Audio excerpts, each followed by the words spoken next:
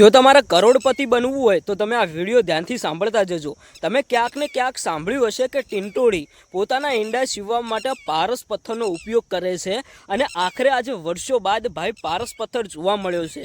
હવે આ પારસ પથ્થર જો તમને કદાચ મળી જાય ને તો તમે ભાઈ કરોડપતિ બની જાઓ, તમે માલામાલ બની જાઓ। તો ચલો આજે હું તમને લાઈવ બતાવવાનો છું કે આખરે પારસ પથ્થર હોય કેવો। આજે ઘણા બધા લોકો વર્ષોથી રાહ જોઈને બેઠા હતા કે અમને પારસ પથ્થર મળી જાય, અમને ક્યાંક ને ક્યાંક ટીટોળીના ઈંડા હોય ત્યાંથી પારસ પથ્થર મળે અને અમે કરોડપતિ બની જઈએ।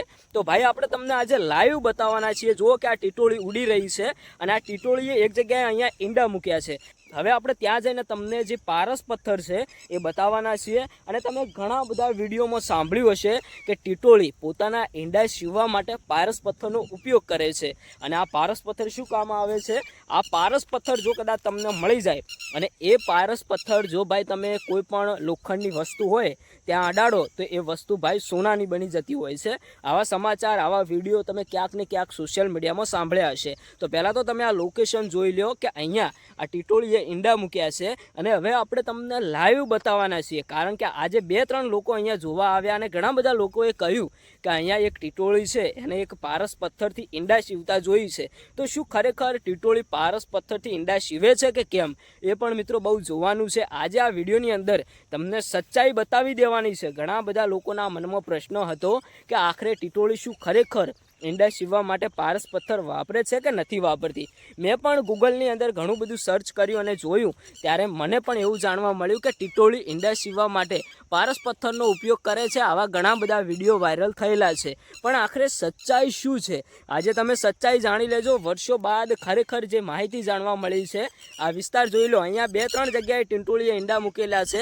આપણે ટીંટોળીને થોડી પરેશાન કરીએ છીએ, પણ ભાઈ આજે તમને સચ્ચાઈ બતાવવાની હતી એટલા માટે જ આજે થોડી ઘણી ટીંટોળી હેરાન થઈ રહી છે। પણ ભાઈ તમે એવું સમજતા નહીં, કારણ કે આ વિડીયો જોયા પછી તમારે બીજા કોઈ પણ વિડીયો જોવાની જરૂર નથી, કારણ કે તમને ખબર પડી રહેશે કે આખરે સચ્ચાઈ શું છે। શું ખરેખર ટીંટોળી ઈંડા સીવવા માટે પારસ પથ્થર વાપરે છે કે કેમ, અને પારસ પથ્થર હોય તો હોય છે કેવો। ઘણા બધા લોકો એવું કહેતા હોય છે કે લાલ કલરનો પારસ પથ્થર હોય છે અને એ પથ્થર આપણને મળી જાય તો આપણે કરોડપતિ બની જતા હોઈએ છીએ, અને એ પથ્થર જો કદાચ આપણે લોખંડને અડાડીએ તો એ લોખંડ પણ સોનું બની જતું હોય છે। તો આજે એ જ સચ્ચાઈ તમને બતાવવાનો છું। જો સામે જે ટીંટોળી બેઠી છે ત્યાં તેને ઈંડા મૂકેલા છે। હવે આપણે ડાયરેક્ટ ત્યાં જઈએ અને ઈંડા નીચે અમને એક પથ્થર જોવા મળ્યો છે, પથ્થર પણ બતાવું।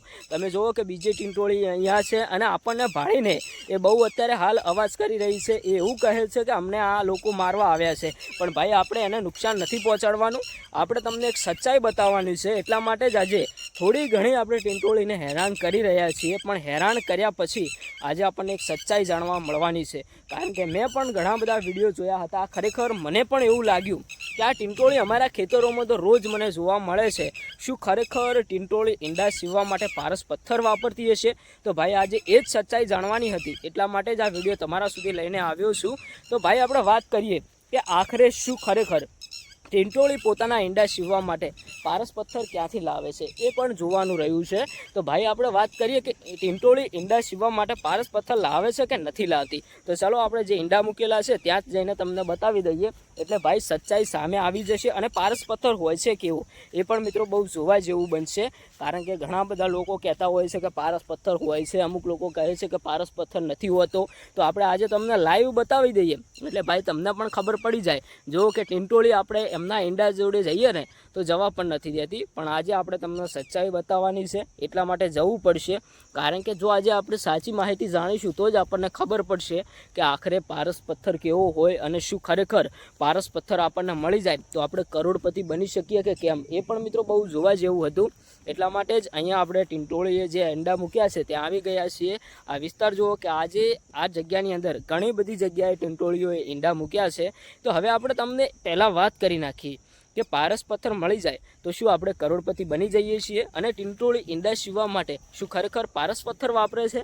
તો ભાઈ આપણે તમને એક સાચી માહિતી બતાવીએ કે આવી પારસ પથ્થરની લાલચમાં આવીને તમે ટીંટોળીઓને હેરાન ના કરતા।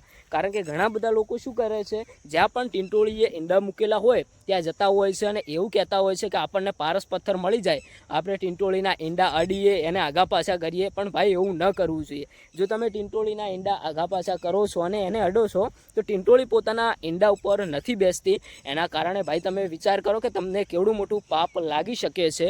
એટલે ભાઈ એવી ભૂલ તમારે ક્યારેય નથી કરવાની કે તમે એક પારસ પથ્થરની લાલચમાં આવીને તમે ભાઈ ટીંટોળીના ઈંડાને અડશો, એમને નુકસાન પહોંચાડશો. ભાઈ એવું તમારે ક્યારેય નથી કરવાનું. આવી ભૂલ તમે ક્યારેય ન કરતા. હવે વાત કરીએ કે આ ટીંટોળીએ જે ઈંડા મૂક્યા હોય ત્યાં આપણને પારસ પથ્થર જોવા મળે છે કે નથી મળતો, અને આખરે ટીંટોળી ઈંડા મૂકવા માટે તે કેવી જગ્યા પસંદ કરે છે. તો ભાઈ ટીંટોળી ઈંડા મૂકવા માટે આવી ખુલ્લી જગ્યા પસંદ કરે છે.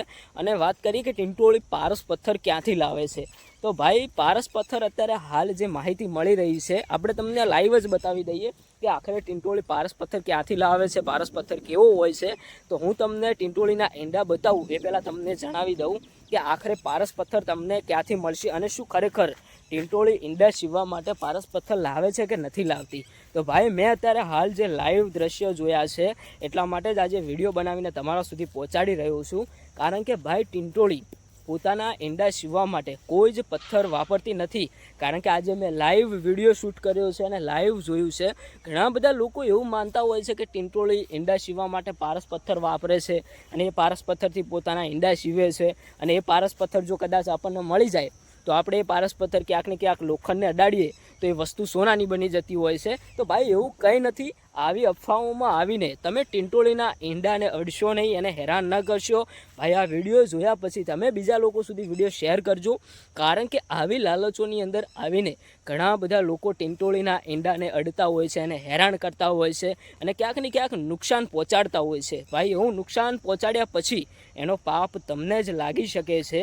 એટલા માટે જ કહું છું કે આ વિડીયો ધ્યાનથી સાંભળજો, આ વિડીયો બીજા લોકો સુધી શેર કરજો.